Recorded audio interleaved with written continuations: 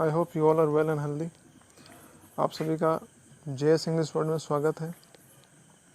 आज हम लोग डिस्कस करेंगे गुलमोहर क्लासिक्स का अगला पार्ट, चैप्टर 3, जिसका नाम है द स्टार्टिंग पॉइंट।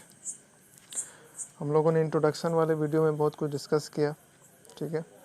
तो हम लोग यहाँ चैप्टर डिस्कस करते हैं। चैप्टर का नाम है स्टार्टिंग पॉइंट, ठीक है। Milkha Singh, also known as the Flying Sikh, is a former Indian track and field sprinter. He represented India in the Commonwealth Games in 1958 and the Summer Olympic Games of 1956, 1960 and 1964.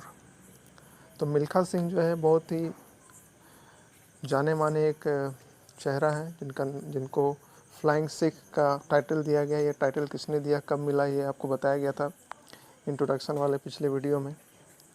एक former Indian track and field sprinter, एक धावक, दौड़ने वाले हैं। ये represented, India को उन्होंने represent किया कॉमनवेल्थ गेम्स में, ओलंपिक गेम्स में। कॉमनवेल्थ गेम्स जो 1958 में हुआ था, ओलंपिक गेम्स जो 1956, 1960 और 1964 में हुआ था। यानी हर 4 साल में जो एक बार होता है, ठीक है। हमने ये भी डिस्कस किया था कि बचपन में जो कि स्कूल उनका 10 किलोमीटर दूर था घर से, वो घर से दौड़कर स्कूल जाते थे और दौड़कर ही वापस घर आते थे। यानी 10 किलोमीटर का रास्ता वो जो है दौड़कर पूरा करते थे। यानी दौड़ने का जो स्वभाव था वो बचपन से ही उनमें दिखता था, ठीक है। और जब वो जवान हुए तो उन्होंने आर्मी ज्वाइन किया और आर्मी में जो है उनको रनिंग एक स्पोर्ट्स के रूप में उनको दिखाई दिया, ठीक है। उसको इंट्रोड्यूस किया गया। Having found him calling on the track, Milkha Singh went on to win several accolades. Accolades मैंने हमने डिस्कस किया, बहुत सारे प्राइजेस, अचीवमेंट जो उन्होंने अपने देश के लिए लाया। देश में ही नहीं बल्कि विदेश में भी जाकर उन्होंने बहुत सारे इवेंट्स में जीता और जो है वो पॉपुलैरिटी उन्होंने गेन की, लोकप्रियता मिली उनको। He is best remembered for his 4th place finish in the 400 meters final at the 1960 Olympic Games. His 4th place time of 45.73 seconds became the Indian national record then and was held for almost 40 years. और maximum लोग उनको याद करते हैं, उनका जो 4th place जो आए थे वो 1960 के ओलंपिक गेम्स में। और उन्होंने 400 मीटर्स का जो इवेंट था उनको 4th प्लेस में आने के लिए 45.73 सेकेंड्स का टाइम लगा था और ये रिकॉर्ड बन गया पूरे भारत में, जो कि लगभग 40 साल तक रहा। उसके बाद 3 fortunate incidents that occurred in January 1953 when I was new recruit in the army change the course of my life. और यहाँ पे जो आई प्रोनाउन यूज़ किया गया वो मिल्खा सिंह के लिए यूज़ किया गया क्योंकि ये एक ऑटोबायोग्राफी है, ठीक है। तो मिल्खा सिंह बताते हैं कि 3 घटनाएं उनकी ज़िंदगी में थी जो कि जनवरी 1953 में हुआ, जब उनका रिक्रूट हुआ मतलब उनको बहाल किया गया आर्मी में। रिक्रूट का मतलब यहाँ देख सकते हैं, आपके बुक में दिया हुआ है, a person who has recently joined the arm forces. मैंने आर्मी अभी वो जो है ज्वाइन किए थे, ठीक है। तो 3 घटनाएं क्या क्या हुई थी वही हम लोग पढ़ेंगे। After the morning roll call on Saturday there was an announcement that a 6-mile race was to be held the next day. Role call का मतलब क्या होता है, जैसे हम लोग अटेंडेंस लेते हैं, ठीक है। तो वैसे ही उनको फील्ड में भी बुलाकर अटेंडेंस लिया जाता है। Calling out the list of names of recruit to check who is there, यहाँ रोल कॉल का मतलब ये दिया हुआ है। तो उनको मालूम चला कि अगले दिन जो है 6 माइल का एक रेस होने वाला है। 1 माइल में लगभग 1.5 किलोमीटर होता है, ठीक है। All 500 recruits would participate in this event. The top 10 would be exempted from the fatigue duty and be given a glass of milk every day during the training period. और इसमें लगभग 500 जो नए बहाल किए हुए लोग हैं, रिक्रूट्स, वो लोग पार्टिसिपेट करेंगे, वो लोग भाग लेंगे। और उनमें से जो टॉप 10 आएंगे, समझ लीजिए 500 लोग, और उसमें जो टॉप 10 आएंगे उसको एग्जेम्प्टेड किया जाएगा। एग्जेम्प्टेड का मतलब क्या होता है, excuse from doing a particular duty, मतलब उनको जो ड्यूटी दिया जाता है उन ड्यूटी से उनको थोड़ी सी छूट मिलेगी। फटीग ड्यूटी का मतलब duty such as cleaning and cooking carried out in fatigues that is loose cloth instead of uniforms. यानी कि क्या होता है कि आर्मी में जो जवान होते हैं उनको सारा काम खुद से करना पड़ता है। उन्हीं लोगों को खाना भी बनाना है, उन्हीं लोगों को अपने कपड़े भी धोने हैं, यूनिफॉर्म भी साफ़ करना है, अपने गन्स को भी अच्छा से मेंटेन करना है। तो सारा काम वो लोग खुद करते हैं। तो इनमें से क्या हुआ कि टॉप 10 जो चुने जाएंगे 500 लोगों में से, उन लोगों को इन सब कामों से थोड़ी छूट मिलेगी और हर दिन जो है उसको 1 गिलास दूध मिलेगा ट्रेनिंग पीरियड में। ठीक है, ये स्पेशल जो है इनको दिया जाएगा। The next morning we reported at the starting line wearing canvas shoes. Canvas shoes मतलब होता है कपड़े का जो शूज़ होता है उसको कैनवस शूज़ बोलते हैं। वेस्ट एंड खाकी शॉर्ट्स। वेस्ट मतलब होता है गंजी, ठीक है, बनियान वो पहन के, खाकी शॉर्ट, खाकी जो है हाफ पैंट पहन के गए। The whistle blew and we set off. और वो पहुंच गए ट्रैक पर, विसल बजी और जो है स्टार्ट हो गया। सेट ऑफ मतलब दौड़ना शुरू हो गया। Filled with a sense of mission. Sense of mission का मतलब क्या होता है? सेंस ऑफ मिशन मतलब होता है feeling that he was doing a very important task. यानी जिस काम को, कोई भी काम हम अगर करते हैं उसको एक मिशन के रूप में लेना चाहिए। ठीक है, पढ़ाई का काम ही ले लीजिए, अगर हम समझे कि इसको एक मिशन के रूप में लेते हैं तो इसमें मन लगाकर पूरे सिंसेरिटी के साथ, ईमानदारी के साथ इसको पढ़ें हम, तो दौड़ना जो है उनकी ज़िंदगी का एक बहुत बड़ा हिस्सा था और वो चाहते थे कि हम बहुत आगे तक जाएं। इसलिए यहाँ पे लिखा गया field with a sense of mission, माने एक बहुत ही स्ट्रॉन्ग फीलिंग था उनके अंदर कि ये काम जो है मेरे लिए बहुत इंपॉर्टेंट है और हमको टॉप 10 में आना ही है। I run fast as I could. और उन्होंने जितना तेज़ वो दौड़ सकते थे उतना तेज़ वो दौड़े। The reward of getting a glass of milk was a big treat for me. Big treat का मतलब यहाँ देख लीजिए क्या होता है, something that is pleasant and enjoyable specially because it comes as a part of a celebration. मान लीजिए कि आपके पापा या मम्मी आपको बोले कि चलो अगर हाफ ईयरली एग्ज़ाम में अगर तुम ठीक करोगे, अच्छा मार्क्स आएगा तो तुमको एक साइकिल खरीद देंगे या कुछ भी खरीद देंगे। इस तरह की जो बातें करते हैं तो ये एक्चुअली एक तरह का इनकरेजमेंट होता है कि लोग मुझे इनकरेज करना चाहते हैं। तो हम जो है, मेरे मन में भले ही एक लालच होता है लेकिन हम अपने काम के प्रति ईमानदार हो जाते हैं, सिंसियर हो जाते हैं। तो उनके मन में जो है शुरुआत में ऐसा था कि चलो 1 गिलास जो है हमको दूध मिलेगा डेली, जो भी नहीं मिलता है, ठीक है, और इसको हम जो एंजॉय करेंगे। तो उस तरह से वो दौड़े। ठीक है, उसके बाद यहाँ देखिए, as I had suffered great want and deprivation in my childhood. Great want and deprivation something due to lack of money.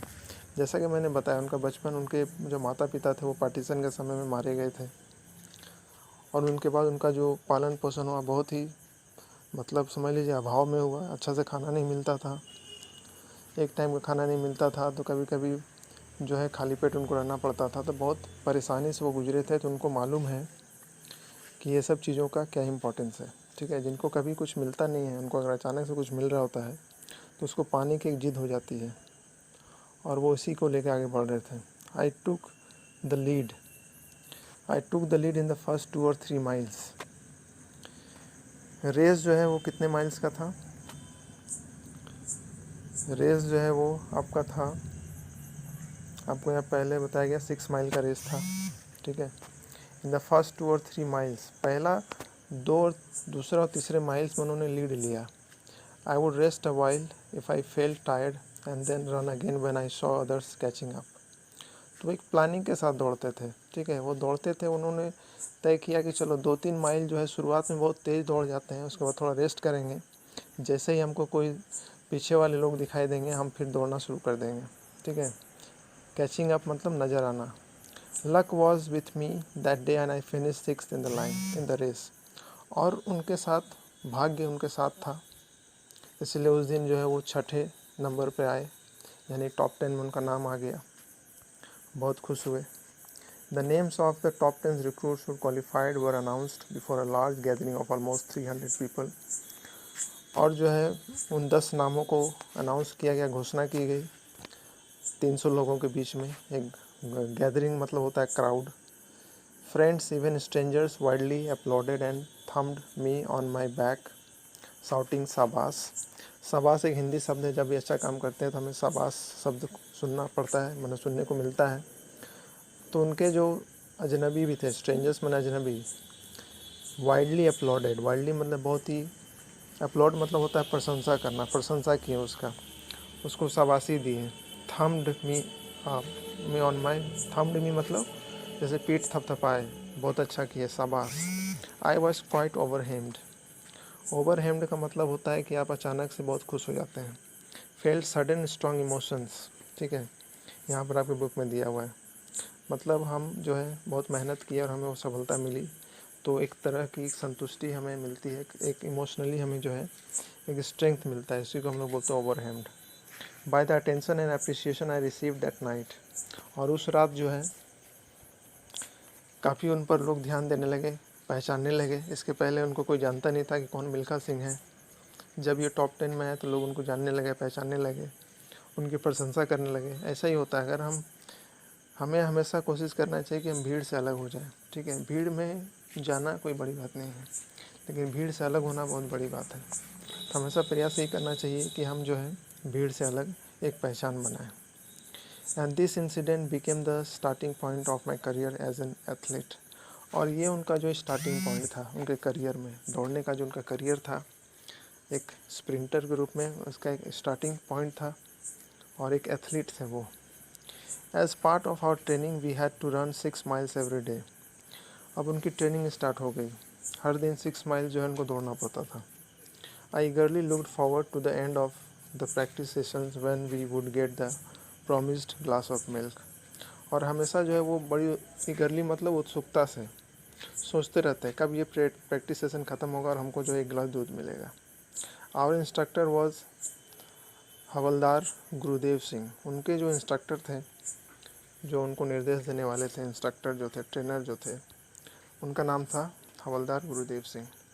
Who had been with the army for 15 years, और वो जो है आर्मी में 15 साल से काम कर रहे थे। Although his task was to train new recruits, हालांकि उनका जो काम था वो नए नए जो बहाल करके आते हैं, नए नए जो ज्वाइन करते हैं, उनको ट्रेन करने का काम था। He was a good runner himself, वो खुद भी एक अच्छे रनर थे, दौड़ने वाले थे, धावक थे। And he continued to participate in races, और वो अभी भी जो है दौड़ में हिस्सा लेते हैं, भाग लेते हैं। Gurudev was a taciturn, no nonsense kind of a man.